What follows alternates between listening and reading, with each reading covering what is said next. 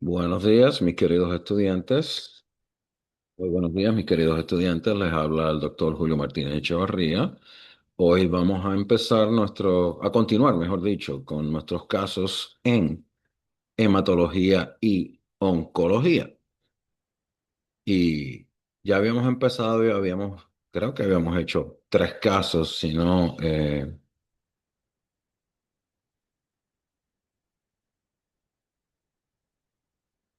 anteriormente habíamos hecho tres casos, si mal no recuerdo. Ah, y hoy vamos a continuar entonces con la segunda parte de esos casos. Yo los divido en tres. eh, Así es que, si mal no recuerdo, lo habíamos hecho en junio 11. Así es que vamos ahora con nuestros tres casos en hematología y oncología. Continuamos con el caso número 4.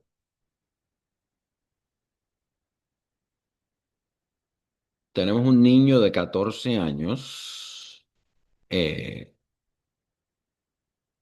que se presenta al pediatra con una laceración en la mano que se ha infectado gravemente.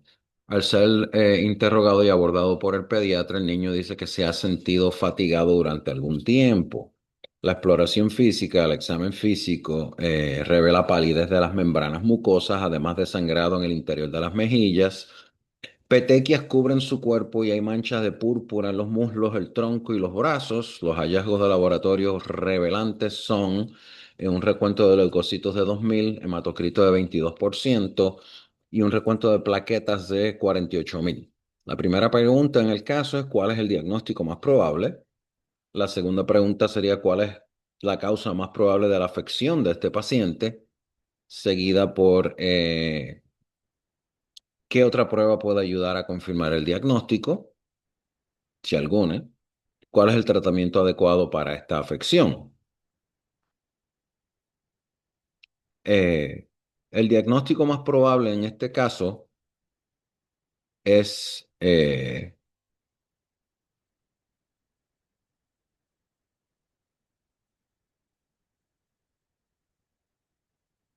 anemia aplástica.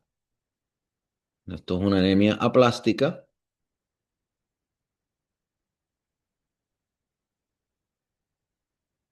y me perdonan, pero estoy teniendo problemas acá con mi tecnología.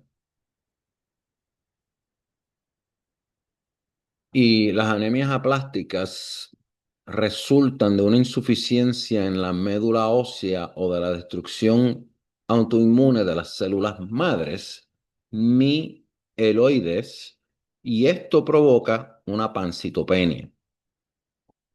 Eh, y la pancitopenia afecta a todas las líneas celulares, lo que provoca neutropenia, anemia, trombocitopenia, y todas las cuales se observan en un hemograma completo.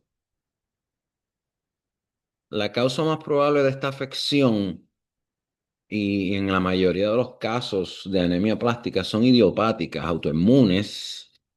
Otras posibles causas incluyen agentes virales, por ejemplo, el parvovirus B19, virus de la hepatitis, el HIV, el Epstein-Barr virus, medicamentos y productos químicos como agentes alquilantes y antimetabolitos, como el cloranfericol, insecticidas, arsénico, benceno, radiación, eh, trastornos inmunitarios como lupus eritematoso sistémico, enfermedad del injerto contra huésped, embarazos y transmisión hereditaria, por ejemplo, anemia de Fanconi's anemia. Eh, qué otra prueba se puede ayudar a confirmar el diagnóstico, aparte de las pruebas de laboratorio que hicimos? Una biopsia de la médula ósea hipocelular, eh, que va a reflejar menos de un 30% de celularidad con un infiltrado graso, eh, fatty infiltrates. Y una biopsia de médula ósea normal eh,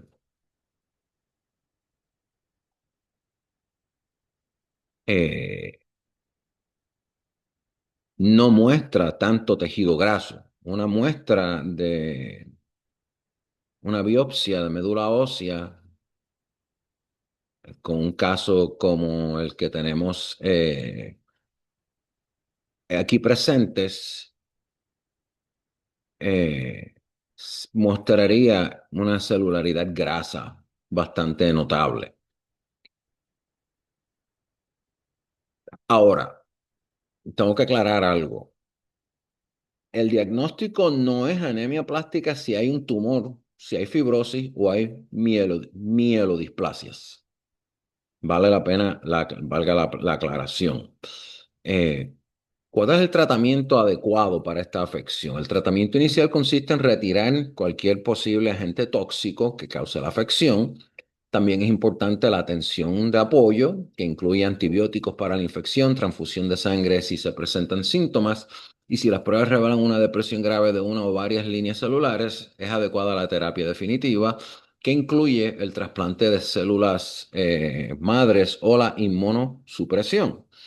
Si es posible, se debe evitar la transfusión antes del trasplante de médula ósea porque hay riesgos de aloinmunización y rechazo del injerto. Vamos al caso número 5. Un niño griego de 7 meses es llevado a su pediatra por sus padres, quienes han notado que el bebé ha tenido ictericia y disnea durante aproximadamente 2 semanas. La madre niega cualquier problema de salud previo con su hijo. Eh, la exploración física revela taquicardia. Las pruebas de laboratorio revelan un volumen corpuscular medio de 60 y un recuento de reticulocitos de 0,3%. La concentración sérica de hierro está dentro de los límites normales. Obvio, vamos a preguntar cuál es el diagnóstico más probable, qué mutaciones están presentes, si es que hay alfa-talasemia, eh, cuáles son los síntomas y signos de esta afección, cómo se diagnostica esta afección y cuál es el tratamiento adecuado para esta afección. En cuanto al diagnóstico, esto es una beta-talasemia mayor, que es la forma homocigótica de la enfermedad de transmisión genética catalasemia, K-thalasemias, en la que el gen de la B-globina, de la hemoglobina, está mutado, lo que provoca anemia microcítica y es frecuente en las poblaciones mediterráneas. En comparación con la alfa-talasemia, los genes de la alfa-globina en la hemoglobina están eliminados y esta afección se presenta con mayor frecuencia en personas de sudeste asiático y de raza morena.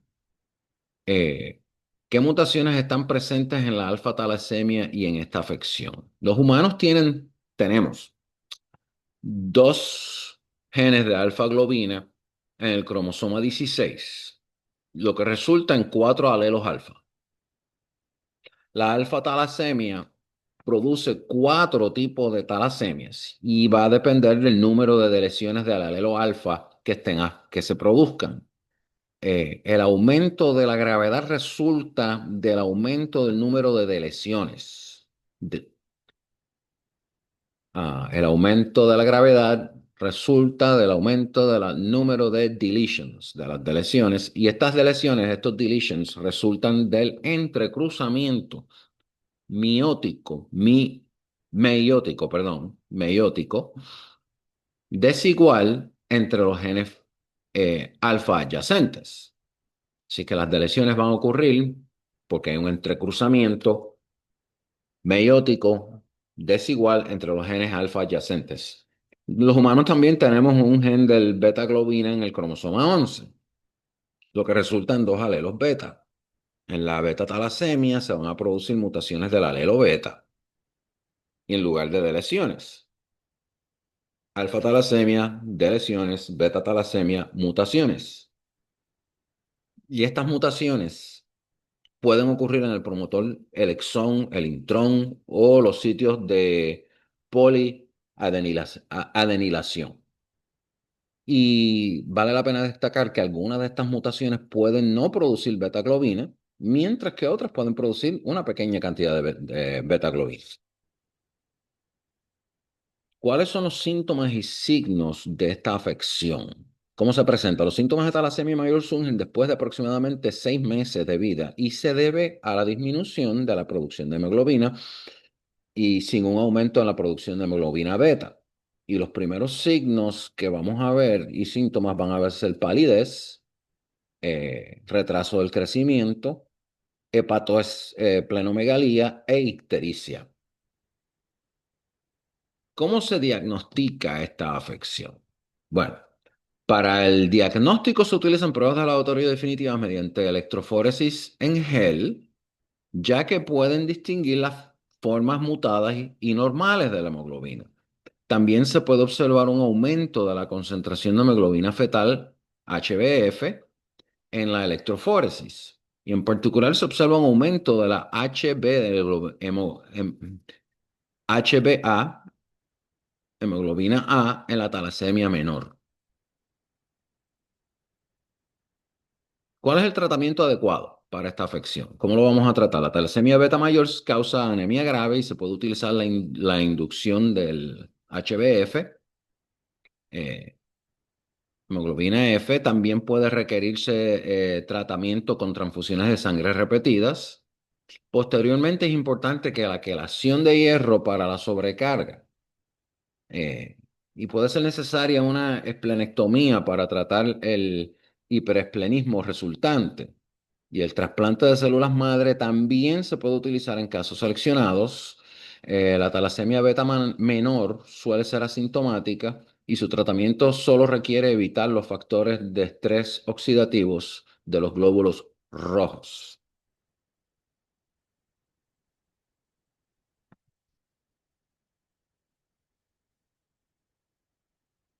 Vamos al último caso, el caso 6. Una mujer de 32 años con lupus eritematoso sistémico acude al servicio, vamos a llamarlo lupus, al servicio de urgencias, eh, refiriendo un aumento en la fatiga y el letargo que ha durado unos 3 meses. En el examen físico no tiene fiebre, estaba febril y presenta esplenomegalía leve.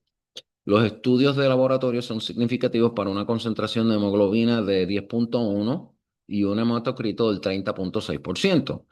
Un frotis de sangre periférica muestra esferocitos y reticulocitos. Se le hace un Coombs test, una prueba Coombs directa e indirecta, y son positivas a 37 grados centígrados, pero no a 4 grados centígrados. Nuestra primera pregunta es obviamente cuál es el diagnóstico más probable, qué indica una prueba de Coombs positiva y cuál es la diferencia entre una prueba de Coombs directa e indirecta, ya que la mencionamos, ¿no? ¿Cuáles son las otras causas de esta afección y cuál es la patogénesis de esta afección? Eh, ¿Y cuál es la otra forma de esta afección? El diagnóstico aquí más probable es una anemia hemolítica autoinmune caliente, secundaria al lupus. La mayoría de los casos de esta afección son idiopáticos o se asocian a procesos autoinmunes, trastornos lipoproliferativos o fármacos. ¿Qué indica una prueba de Coombs? A positive Coombs test. ¿Qué indica una prueba de Coombs positiva? Indica la presencia de anticuerpos contra los glóbulos rojos, lo que puede causar hemólisis. ¿Y cuál es la diferencia entre una prueba de Coombs directa e indirecta? La diferencia entre las pruebas de Coombs directa e indirecta radica en dónde se detectan los anticuerpos por los anticuerpos eh, contra los glóbulos rojos. En una prueba de Coombs directa positiva, los anticuerpos se detectan directamente en los glóbulos rojos. Y esto ocurre en la anemia hemolítica por frío, llamada así porque una prueba de aglutinación positiva estará presente a 37 grados centígrados.